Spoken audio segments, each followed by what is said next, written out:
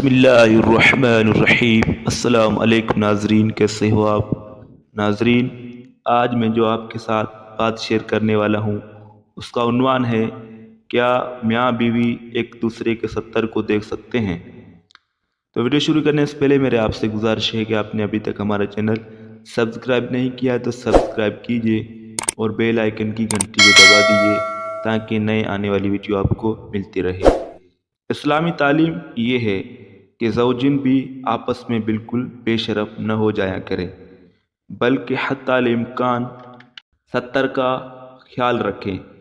ایک مرسل روایت میں حضرت عبداللہ بن مسعود رضی اللہ عنہ حضور اکرم صلی اللہ علیہ وسلم کا یہ مبارک ارشاد نقل فرماتے ہیں کہ جب تم میں سے کوئی شخص اپنے بیوی کے پاس جائے تو حتی الامکان 70 پوشی کرے اور جانوروں کی طرح بالکل ننگے نہ ہو جایا کریں۔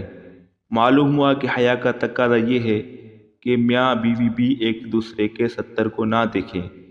سیدنا عائشہ صدیقہ رضی اللہ عنہا فرماتی ہے کہ پوری زندگی نہ میں نے حضرت صلی اللہ علیہ وسلم کا 70 دیکھا نہ آپ صلی اللہ علیہ وسلم نے میرا دیکھا۔ اس بات کا خاص لحاظ رکھ کر شرم و حیا کا ثبوت دینا چاہیے۔ والدین کے اعمال و اخلاق کا اولاد پر بہت اثر پڑتا ہے۔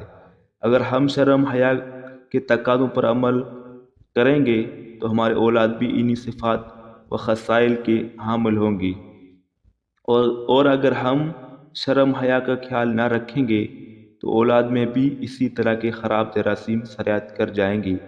آج ٹیلی ویژن کے پردے پر ننگے اور انسانیت سے گرے ہوئے مناظر دیکھ کر ہمارے معاشرے میں ان کی نقل اتارنے کی کوشش کی جاتی ہے، اور اس کا بالکل لحاظ نہیں رکھا جاتا کہ ہمارا رب، ہمارا خالق، مالک تنہائیوں میں بھی ہمارا اعمال سے پوری طرح واقف ہے۔